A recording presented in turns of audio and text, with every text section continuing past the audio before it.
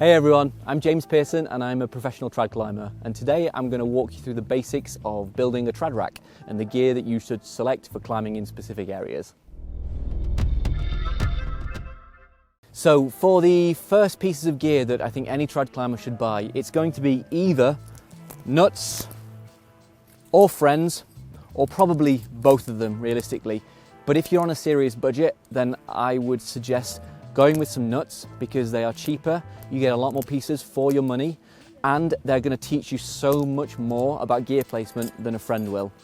Friends are generally a lot easier to place, and that's why they're very popular, especially with beginner trad climbers, but you're going to learn a lot more about trad climbing and gear placement by learning how to place these guys. The difference between placing a friend and a nut is the type of placement that you have to look for. Effectively, you need some sort of a V-slot to place a nut, whereas a friend can go almost anywhere.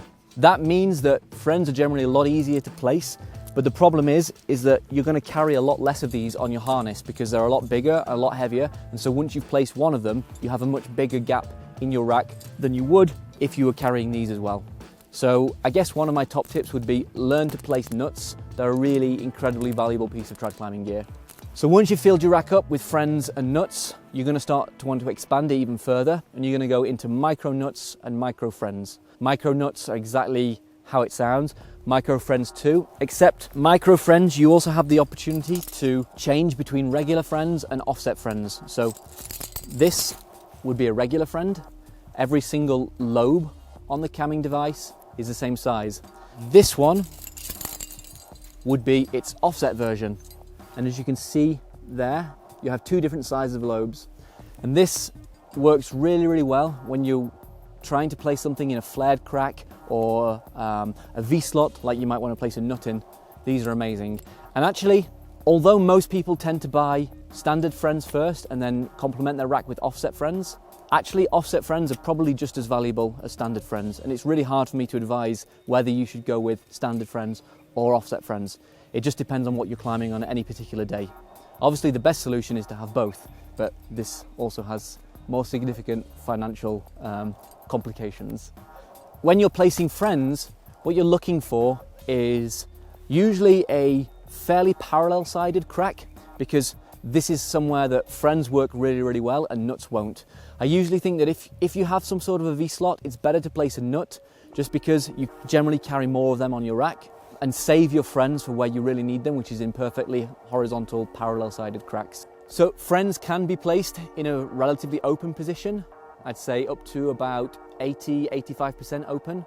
They can also be placed very closed, but those two placement sizes are going to cause you problems because in a very open position they have a tendency to walk and potentially fall out, and in a very closed position they're simply going to get stuck in and you'll never ever get them out of the crack again.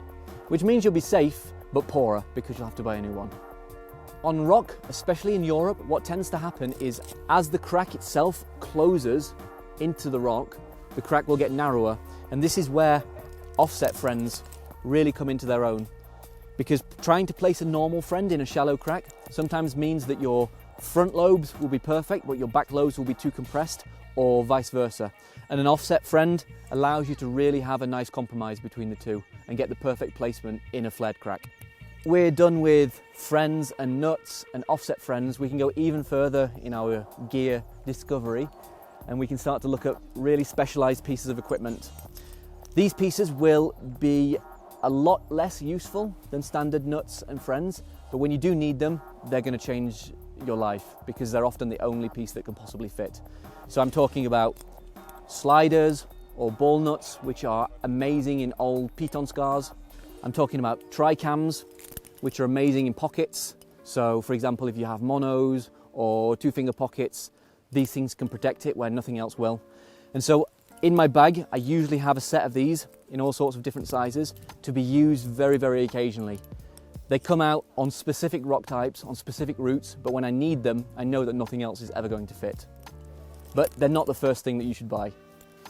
We can go even more specialized and start to look at things like Skyhooks. And fairly recently, someone actually created for the first time load-rated Skyhooks, because before Skyhooks were always an aid climbing piece of gear. They weren't strong enough to be fallen on. And most of the time, if the rock doesn't break, the Skyhook itself would break.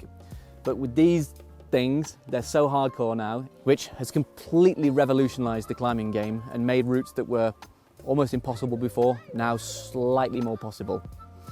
What's interesting about these guys is there's a complete system with it, including this little leash and a second skyhook. And what you normally do is you'll place the first skyhook, you place the second skyhook upside down, and using this, you tighten it, which puts tension on this rubber strap and holds the skyhook in place. Because the biggest problem with placing skyhooks is as the rope moves around, the hook used to have a tendency to fall off. And climbers had created all sorts of complicated systems. Some people used duct tape or blue tack, some people hung heavy gear off them, some people used a third rope. But this little system is so cool and neat, and it just works really well. And I've used these on, I think, 3 of my most recent hard trad routes. Really game-changing. It can go even further, and here is my bag of tricks for when nothing else works. But this is stuff where it's really last-ditch effort. We've got giant skyhooks, tiny skyhooks, other weird aid climbing hooks that you actually jam in cracks, very, very odd old-style sliders that don't really work.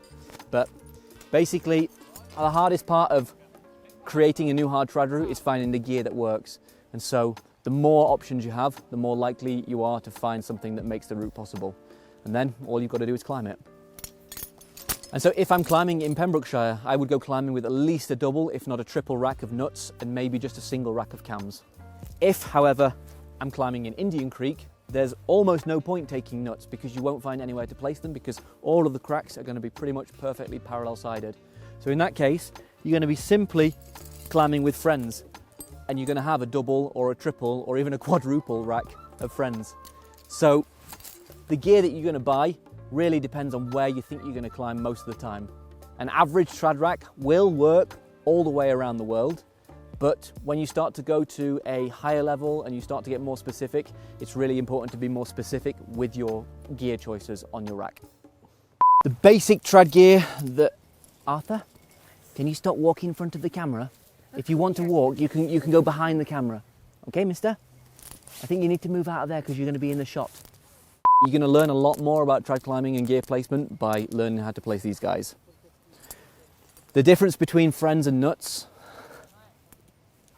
You need to not walk in front of the camera, mister, okay? Go stand over there behind Zozo. The friends will work in an open position and a very close position, but they're slightly weaker